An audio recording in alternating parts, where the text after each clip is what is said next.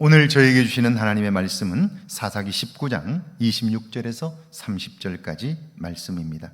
동틀대의 여인이 자기의 주인이 있는 그 사람의 집 문에 이르러 엎드러져 밟기까지 거기 엎드러져 있더라.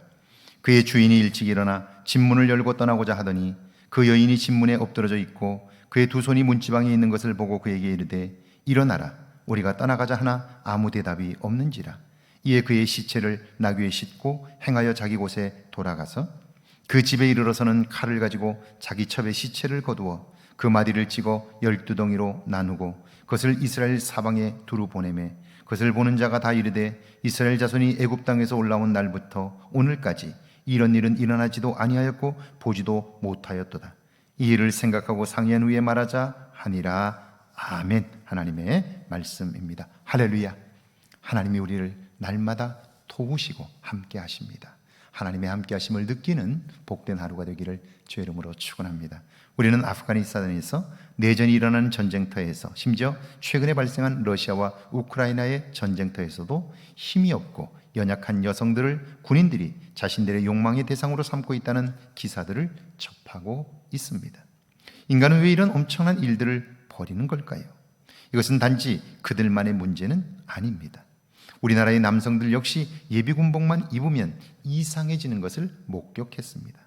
이것은 인간의 죄성으로밖에 설명할 길이 없습니다. 이런 죄성을 가진 인간이 벌이는 전쟁, 그것은 분명 악일 수밖에 없고요. 그러므로 모든 전쟁은 평화를 명분으로 삼지만 평화를 이룬 전쟁은 없습니다. 그러므로 모든 전쟁은 인간의 죄성을 부추기기에 결국 악일 수밖에 없는 거죠.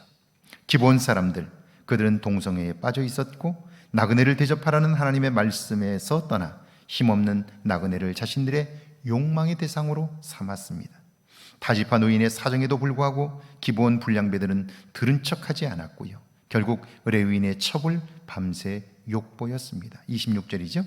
동틀대의 여인이 자기의 주인이 있는 그 사람의 집 문에 이르러 엎드러져 밟기까지 거기 엎드러져 있더라. 그들에 의해 여인은 밤새 성적 학대를 당했고요. 버려져 남편이 있는 곳에 기어서 도착을 했습니다. 27절과 28절이죠. 그의 주인이 일찍 일어나 집 문을 열고 떠나고자 하더니 그 여인이 집 문에 엎드러져 있고 그의 두 손이 문지방에 있는 것을 보고 그에게 이르되 일어나라, 우리가 떠나가자 하나 아무 대답이 없는지라. 이에 그의 시체를 나귀에 싣고 행하여 자기 곳에 돌아가서 첩의 남편이 일찍 일어나 떠나려고 할 때 그 여인이 집 문 앞에 엎드러진 것을 보았습니다. 놀란 그가 일어나라, 길을 떠나자라고 소리쳤지만 그녀는 아무런 대답이 없습니다.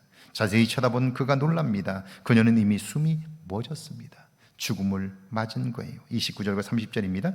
그 집에 이르러서는 칼을 가지고 자기 첩의 시체를 거두어 그 마디를 찍어 12덩이를 나누고 그것을 이스라엘 사방에 두루 보내매 그것을 보는 자가 다 이르되 이스라엘 자손이 애굽 땅에서 올라온 날부터 오늘까지 이런 일은 일어나지도 아니하였고 보지도 못하였도다.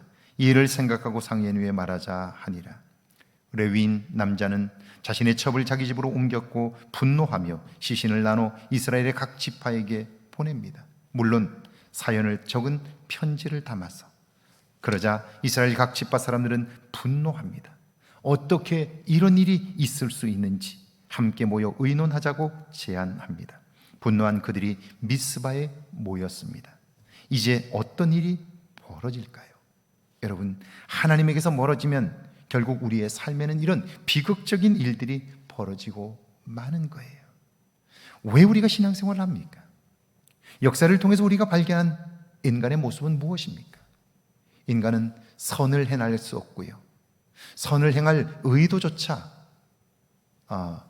가지지 못하고요, 끊임없이 욕망과 자기 과시를 위하여 살아온 것이 결국 우리가 보여준 인간의 역사입니다.